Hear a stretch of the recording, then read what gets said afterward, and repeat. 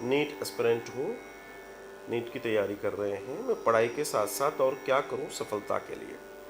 देखो भैया, एक विद्यार्थी के लिए एक कॉम्पिटिटिव दर्शन से जो भी कोई जुड़ा हुआ है, चूंकि आप कंपटीशन की तैयारी कर रहे हैं, तो एक चीज़ जीवन में ध्यान रखिए।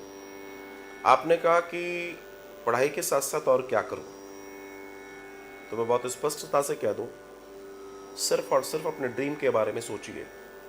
What do you want to achieve in your life, that is especially अगर मैं नीट की बात करूं तो एक डॉक्टर में फिर कौन सा डॉक्टर, ध्यान दीजिएगा, डॉक्टर में फिर कौन सा डॉक्टर, और आपको कब तक उस सीट पर पहुंचना है। इस पूरे जगत में जितनी भी चीज़ों का निर्माण है वो सारा का सारा स्वप्न से है। मेरे पास कई बच्चों से मेरी बात होती है, कई बार मुझे कई स्कूल कॉलेज ऐसे मिलते हैं जहां मुझे जाना होता है इस मोटिवेशन के लिए। तो मैं उन सबको एक ही बात कहता हूं कि आप पढ़ाई कर रहे हैं, अच्छी बात है, आप लेबर कर रहे हैं, बहुत अच्छी बात है, मेहनत कर रहे हैं, बहुत अच्छी बात है, लेकिन आधा एक घंटा बैठ के उस ड्रीम के बारे में ज़रूर सोचो जो तुम पाना चाहते हो। जब तक तुम्हारी आंतरिक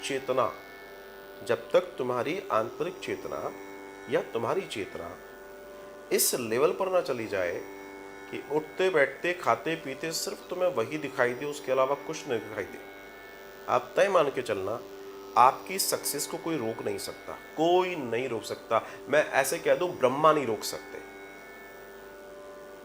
ब्रह्मा नहीं रोक सकते, क्योंकि वो ब्रह्मा भी आपसे अलग नहीं है, वो भी आप ही के साथ है, आपके विचार के साथ में है। तो each and everything related with your thought process. अगर आपकी थॉट प्रोसेस अटकी पड़ी है अपने ड्रीम के लिए, सिर्फ उसके अलावा कुछ नहीं सोच रही है, तो जो आपने पूछा कि पढ़ाई के अलावा मैं कौन सा कार्य करूं, आप वही कीजिए।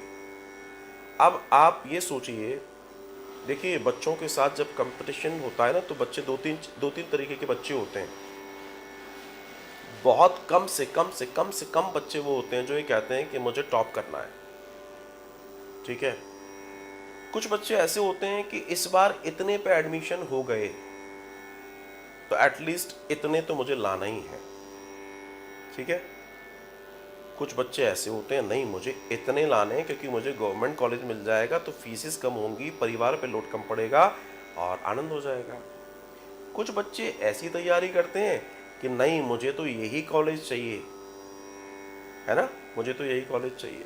अब कुछ बच्चे ऐसे भी, अब आप ही के साथ कुछ बच्चे ऐसी भी तैयारी कर रहे होंगे जो कह रहे होंगे मुझे 700+ लाना है ताकि मुझे एम्स दिल्ली मिल जाए, ठीक है। So this is your dream, आपने सोचा क्या है। अगर आपके आसपास आपके दोस्त, आपके मित्र ऐसे हैं जो एवरेज सोच रहे हैं, और अगर आप उनके बीच में हैं तो आप भी एवरेज ही सोचने वाले हैं। अगर आपको उनसे भिन्न, उनसे बड़ा सोचना है तो आपको उस एसोसिएशन का कम से कम एसोसिएट होना पड़ेगा। उसमें अपनी दोस्ती, अपना विचार उन लोगों के साथ जोड़िए जो और बड़ा सोच रहे हो। एक ड्रीम बुक बनाइए, पढ़ाई जब करने बैठते हो सुबह, उसमें एक पेज में लिखो व्हाट यू वांट, लाइक 700+% इतना मुझे लाना है, लिखो 20 लाइन लिखो, रात को सोते समय लिखो। आप देखिएगा ऐसा कुछ माहौल बनेगा, ऐसी चीज़ें तुम्हें समझ में आने लगेंगी कि तुम कहोगे तो कमाल हो रहा है। आप किसी इंस्टीट्यूट में पढ़ लेना, आप कितने भी ब्रांडेड कोचिंग को ले लेना, जब तक आपका मानस आपके ड्रीम के प्रति समर्पित नहीं है तब तक आपकी सफलता नहीं है। अगर पढ़ने से सब सफल हो जाते तो सब पढ़ ही तो रहे हैं, लेकिन उस पढ़ाई के साथ कुछ लोगों ने अपना विज़न इतना बड़ा कर लिया है कि जो भी वो देख लेते हैं वो याद होने लगता है, क्योंकि उससे सपने से प्रेम हो गया ना। अब देखिए, आपने कहा मुझे 2 घंटे पढ़ना है, एक ड्यूटी हो गई, लेकिन जब प्रेम हो जाएगा ना, जब डूब जाओगे अपने सपने में, तो ये पता नहीं पड़ेगा तुम कितनी देर से पढ़ रहे हो, और जितनी भी देर होगी तुम्हें थकान भी नहीं होगी, तुम्हें आनंद हो जाएगा। तो सभी बच्चे, जो लोग भी एग्ज़ाम की तैयारी कर रहे हैं, जो लोग भी कंपटीशन की तैयारी कर रहे हैं, अपनी ड्रीम बुक जरूर बनाएं। उस पर आप डेली एक पेज आगे वाला सुबह पीछे वाला शाम को ज़रूर भरें, उसमें एक लाइन लिखें, लाइक अगर आपका ड्रीम डॉक्टर बनने का है, I want to become a doctor, I want to become a doctor. अब आप ब्रैकेट में एम्स लिख सकते हैं, या जो आपको लिखना है वो लिख सकते हैं, ये आपका एम हो सकता है।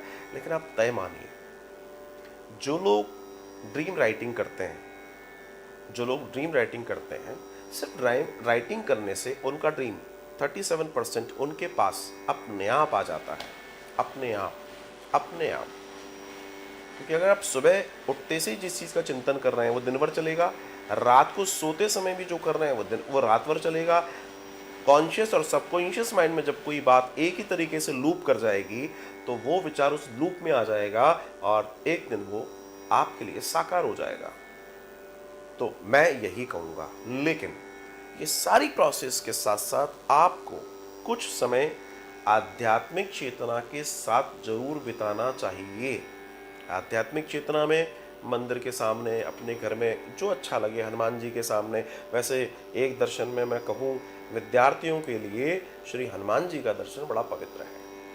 तस्वीर हो, आपकी जो स्टडी टेबल है उस पर आपका ड्रीम लिखा रहना चाहिए। एक हनुमान जी की छोटी सी तस्वीर, वो ध्यान में बैठे हुए हैं, वैसी छोटी सी रखो अपनी स्टडी टेबल पे, वो आपको एकाग्र करेगी। ध्यान मुद्रा में हनुमान जी के बड़े सुंदर सुंदर दर्शन, जैसे आप उसको देखोगे ना आपका एकाग्रता बढ़ेगी। जब पढ़ने बैठ रहे हो तो एक बार हनुमान चालीसा बोल लीजिए, या जो आपको अच्छा लगता है वो बोल लीजिए। इससे आपका जो अवचेतन मन है ना वो भी स्ट्रांग होगा। चेतन तो होगा ही होगा, अवचेतन भी स्ट्रांग होगा, और आप देखेंगे कि आपकी चीज़ें बनने लगेंगी। और ये कोई चमत्कार नहीं है, ये एक साइंटिफिक प्रोसेस है। अगर आप इसको समझें तो ये मन का विज्ञान है, पूरा जगत मन से बना है।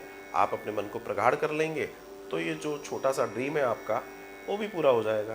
कोई बहुत बड़ी बात नहीं है।